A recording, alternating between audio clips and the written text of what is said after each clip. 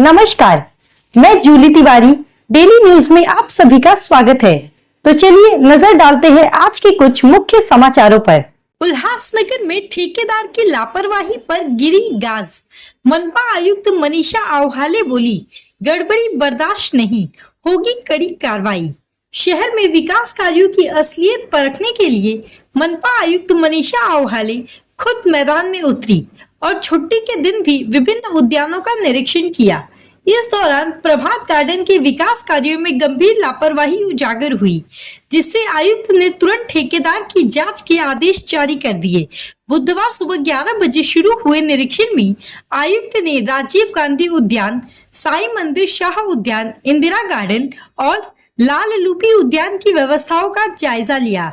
सफाई, खेल उपकरणों और नागरिकों को मिलने वाली सुविधाओं की स्थिति को देखकर आयुक्त ने अधिकारियों को सख्त निर्देश दिए कि सभी लंबित कार्यों को युद्ध स्तर पर पूरा किया जाए।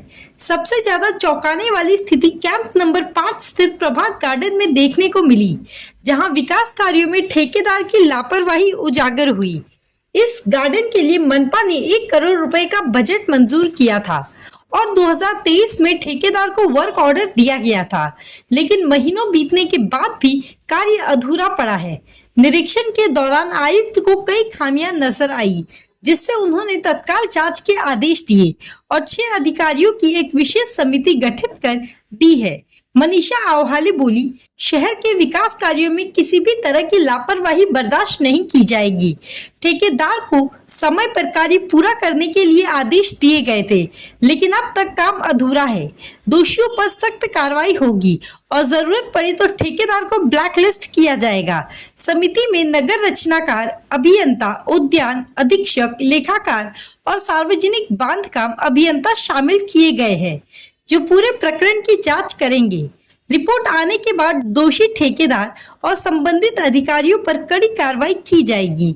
मनपा आयुक्त की इस सक्रियता से शहरवासियों में उम्मीद जगी है कि जल्द ही उल्लासनगर के उद्यानों की सूरत बदलने वाली है।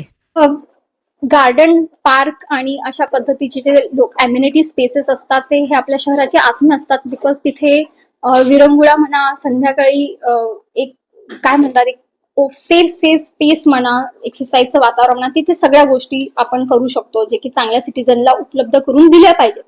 त्या अनुषंगाने गार्डन हे माझ्यासाठी, पार्क हे माझ्यासाठी खूप महत्वाचा विषय आहे, प्रायोरिटीचा विषय आहे. आणि सुट्टीचा दिवस जरी असला, मला थोडासा वेळ कमी मिळत होता, म्हणून मी त्या दिवशी पाहणी केली. सगळे अराउंड 5 ते 6 गार्डन्स मी प्राथमिक दृष्ट्या बघितले आणि बरेच विजय मला आढळून आले. त्याचे मी विविध निकष बनवलेले आहेत. ते आपण स्मार्ट पार्क मध्ये कसे घेऊ शकतो, त्याचे आदर्श पार्क कसे बनवू शकतो हे पण बघितलेले आहे.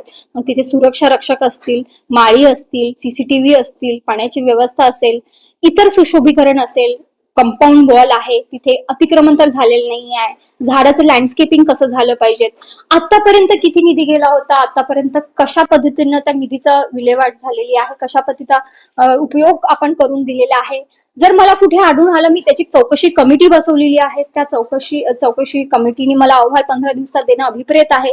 मी त्यानंतर मात्र कडक कारवाई करणार आहे आणि तिथे न थांबता ते आपले गार्डन, आपले पार्क कशा चांगल्या पद्धतीने आदर्श होऊ शकतील ह्याच्यावरती नक्की मी प्रक्रिया ह्या बजेटमध्ये पण सुरू ठेवणार आणि पुढेही करणार. सो होपफुली विदिन अ इयर्स टाइम आपले हे जे पार्क आहेत ते चांगले स्पेसेस म्हणून ओळखले जाऊ शकतील. वॉकिंग ट्रॅक असू दे, योगा असू दे, किंवा निवांत एक असं स्थळ जिथे एक निसर्गरम्य स्थळ म्हणून ओळखलं झालं पाहिजे आणि सगळ्यांना हवं असं वाटलं पाहिजे, असं वातावरण निर्मितीचं एक कारण आपण पुढे इच्छितोय करण्याचा. Thank you so much. तो आज के लिए बस इतना ही। कल फिर मिलेंगे इसी समय इसी चैनल पर। तब तक के लिए मुझे दीजिए इजाजत। धन्यवाद।